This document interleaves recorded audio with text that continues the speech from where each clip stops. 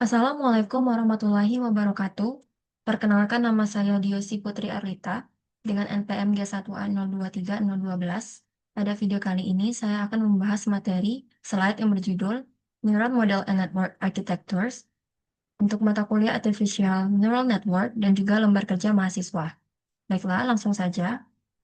Di sini untuk tujuan pembelajaran itu sendiri, yang dimana setelah mempelajari bab ini, mahasiswa diharapkan mampu untuk memahami model matematika dasar dari neuron buatan, kemudian mengenal berbagai jenis fungsi transfer atau aktivasi, kemudian memahami arsitektur jaringan seperti single layer, multi-layer, dan juga recurrent. Kemudian mahasiswa mampu merepresentasikan jaringan dalam notasi matriks. Baiklah, di sini merupakan gambar dari model neuron tunggal, yang dimana pada slide ini diperkenalkan model neuron tunggal, neuron yang dimana neuron menerima input, kemudian dikalikan dengan bobot atau weight, dan ditambahkan dengan bias untuk menghasilkan net input, yang dimana nilai ini kemudian diproses oleh fungsi aktivasi, sehingga menghasilkan output, yang dimana nantinya proses ini menunjukkan alur dasar bagaimana neuron bekerja dalam mengolah informasi. Kemudian kita masuk ke bagian anatomi neuron, yang dimana slide ini menjelaskan anatomi neuron secara lebih rinci. Setiap komponen memiliki peran penting yang dimana weight sebagai penentu pengaruh input, bias sebagai penyesuaian nilai, kemudian net input sebagai hasil perhitungan awal, dan juga fungsi aktivasi sebagai pengolah akhir, dan output sebagai hasil dari neuron. Dengan memahami bagian ini, kita dapat melihat struktur dasar neuron secara lengkap. Kemudian kita masuk ke bagian fungsi transfer atau aktivasi, yang dimana fungsi Hartlim digunakan untuk klasifikasi binar dengan output 0 atau 1. Kemudian fungsi Purelin bersifat linear dan menghasilkan nilai tanpa batas. Ada fungsi logsik yang menghasilkan nilai antara 0 hingga 1 sehingga cocok untuk probabilitas. Sedangkan tansik menghasilkan nilai antara min 1 hingga 1 dan sering digunakan pada hidden layer. Pemilihan fungsi ini sangat mempengaruhi hasil dari neutron. Kemudian kita masuk ke interpretasi geometris bias, yang dimana slide ini menjelaskan pengaruh bias secara geometris mengenai bias berfungsi untuk menggeser batas keputusan tanpa mengubah kemiringan garis. Jika bias bernilai 0, maka batas keputusan berada di titik origin. Sedangkan jika tidak 0, maka batas tersebut akan bergeser. Hal ini memberikan fleksibilitas dalam proses klasifikasi.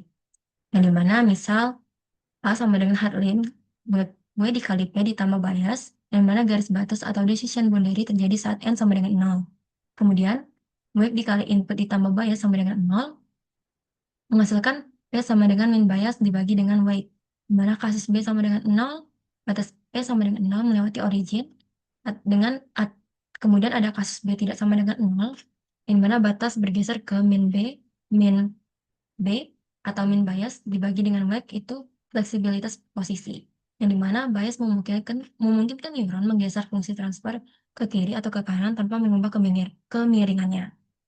Kemudian untuk multiple input neuron, pada slide ini dijelaskan neuron dengan banyak input, perhitungan yang sebelumnya berbentuk penjumlahan, ini dituliskan dalam bentuk matriks, yaitu N sama dengan WP ditambah B. Dengan cara ini proses perhitungan menjadi lebih efisien dan mudah diterapkan, terutama ketika jumlah input lebih dari satu, yang dimana W adalah matriks bobot atau raw vector untuk neuron tunggal, P adalah vektor input, dan juga B adalah bias atau scalar. Kemudian kita lanjut ke arsitektur jaringan, yang dimana terdapat 3 jenis utama, yaitu single layer network, yaitu satu layer neuron yang terhubung ke input. Yang kedua ada multi-layer network, memiliki satu atau lebih hidden layers. Yang ketiga itu ada recurrent network, memiliki jalur umpan balik atau feedback dan elemen delay. Struktur ini menentukan kemampuan jaringan dalam menyelesaikan masalah. Kemudian ada notasi singkatan atau abreviation notation, yang dimana pada slide ini diperkenalkan notasi matriks dan juga dimensinya. Input memiliki ukuran R dikali 1 dengan simbol P, weight dengan simbol W dengan dimensi S dikali dengan R, kemudian bias dengan simbol B dengan dimensi S dikali 1, kemudian komponen output itu dengan simbol A dengan dimensi S dikali dengan 1. Kemudian kita lanjut ke aktivitas Octave atau simulasi cepat. Slide ini berisi contoh perhitungan menggunakan Octave dengan diberikan matriks bobot dan bias dan juga input. Dilakukan perhitungan untuk mendapatkan net input, kemudian ditentukan output menggunakan fungsi pure lane. Karena fungsi yang digunakan adalah linear, maka output sama dengan net input. Kemudian, aktivasi Octave atau simulasi cepat, ini merupakan jawaban dari soal wake yang dimana dimasukkan wake 1, 2, kemudian min 1, 1, kemudian 2 neuron, 2 input, kemudian biasnya min 1,0, inputnya 1 dan 0,5, kemudian purine-nya W dikali P ditambah B. Yang dimana dimasukkan ke rumus, kemudian menghasilkan 1, min 0,5 transpose. Kemudian pada contoh soal 1 itu neuron input tunggal, yaitu di mana slide ini membahas input pada neuron tunggal yang di mana P sama dengan 2.0, bobot W sama dengan 2.3, dan bias B sama dengan min 3. Kemudian kita diperintahkan untuk menghitung keluaran atau A jika menggunakan fungsi transfer. Nah, di sini satu kita menggunakan fungsi transfer pure lane, kemudian yang kedua itu logistik. Penyelesaiannya itu langkah pertama kita menghitung net input terlebih dahulu, kemudian pada langkah kedua kita hitung keluarannya menggunakan pure lane dan juga logistik. Yang dimana N sama dengan weight dikali input ditambah bias, yaitu dimana weight-nya itu 2,3, kemudian inputnya itu 2,2 sebanyak 2, kemudian ditambah dengan bias itu min 3 menghasilkan 1,6. Kemudian kita hitung keluarannya dengan pure lane, yang dimana A sama dengan N yaitu 1,6. Dengan logistik kita menggunakan rumus 1 per 1 plus E pangkat N, yang dimana menghasilkan 0,8320. Kemudian ada contoh soal 2 yaitu neuron input jamak, yang dimana soalnya diberikan neuron dengan input 2 dengan 2 input yang dimana B 1,2 matriks bobot dengan W 3,2 dan input min 5,6 transpose. Hitung A dengan fungsi hard limb, symmetrical hard limb. Penyelesaiannya itu yang pertama kita hitung dengan menggunakan net input terlebih dahulu. Dengan N kita masukkan ke rumus weight dikali dengan P, yang dimana weight-nya itu 3, P-nya itu min 5, kemudian juga weight-nya itu ada 2, kemudian dikalikan dengan 6, dan ditambah bias 1,2, menghasilkan min 1,8. Kemudian kita hitung keluarannya dengan A sama dengan hard limb min 1,8. Karena min 1,8 lebih kecil dari 0, maka fungsi symmetrical hard limit menghasilkan A sama dengan min 1. Kemudian kita lanjut ke implementasi komputasi atau matrix form, yang di mana pada saat ini dijelaskan operasi dasar neuron dalam kode kaitan NumPy, yang di mana kita import terlebih dahulu, plus import NumPy as np, kemudian np dikali dot w, p plus bias, di mana A sama dengan logsig dikali n. Kemudian pada Octave atau MATLAB, di mana n sama dengan W kali P plus B, kemudian A sama dengan logsig kali n. Yang dimana kita harus memastikan dimensi dari W-nya itu sekali R dan P R kali 1 dengan sesuai.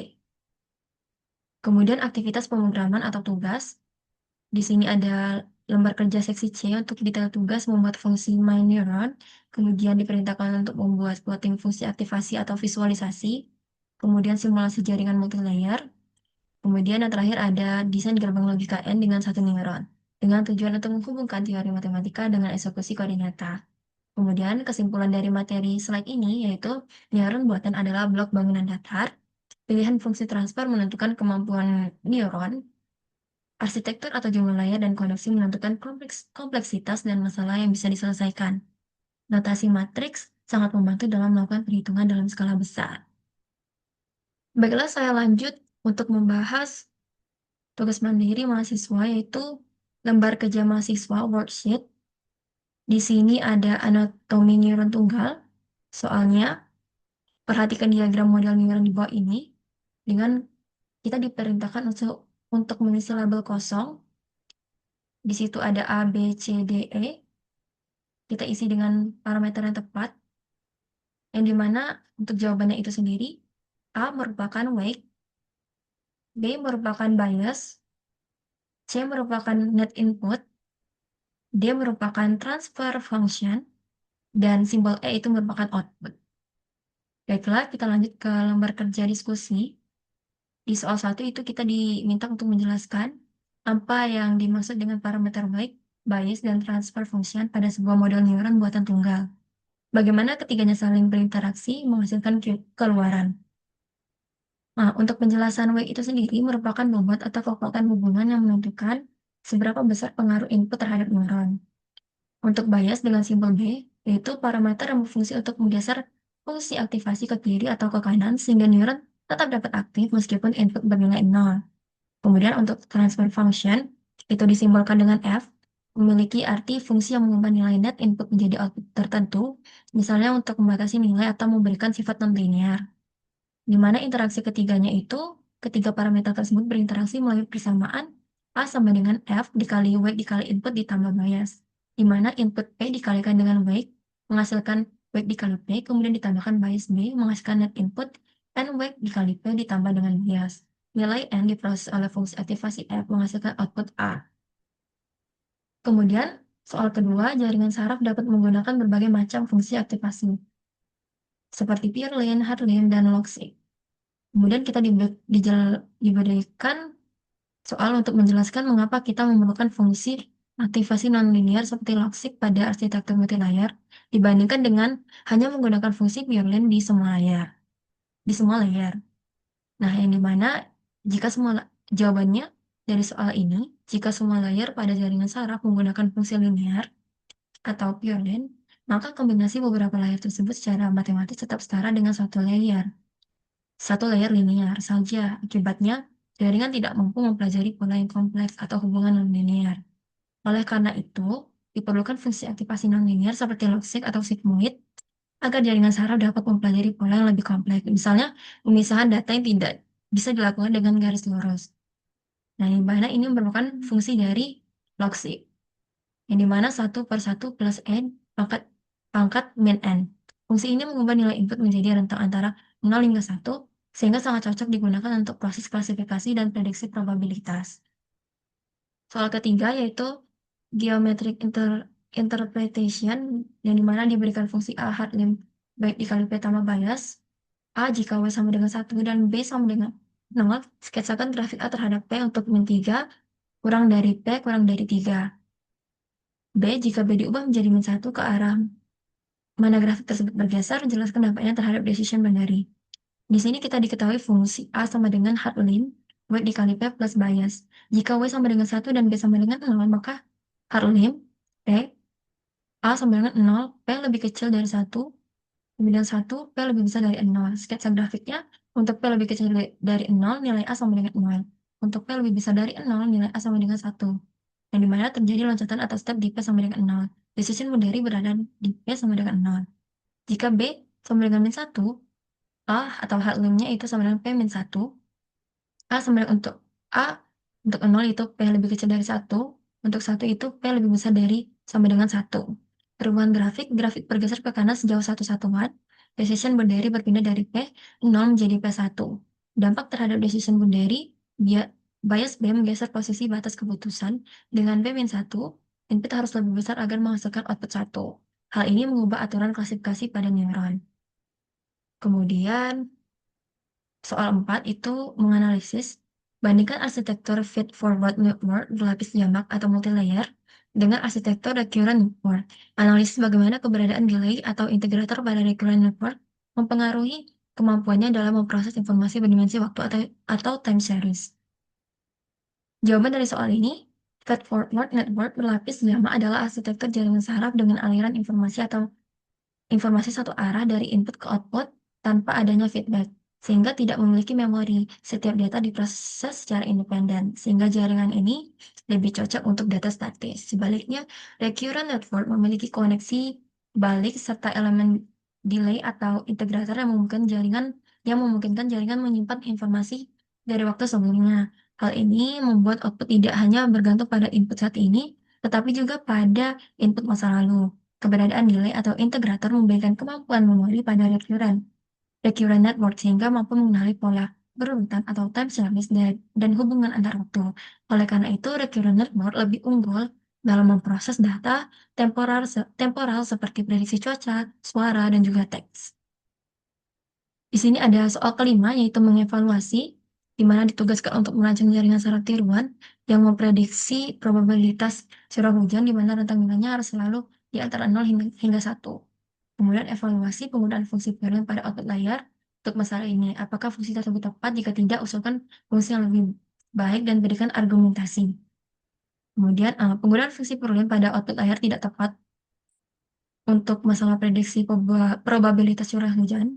Hal ini karena fungsi Boolean tidak memiliki batas output, sehingga nilai yang dihasilkan bisa kurang dari 0 atau lebih dari 1, sedangkan probabilitas harus berada dalam rentang 0 hingga 1.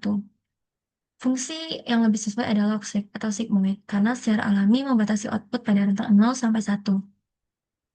Dengan demikian, hasil koheren dapat langsung diinterpretasikan sebagai probabilitas.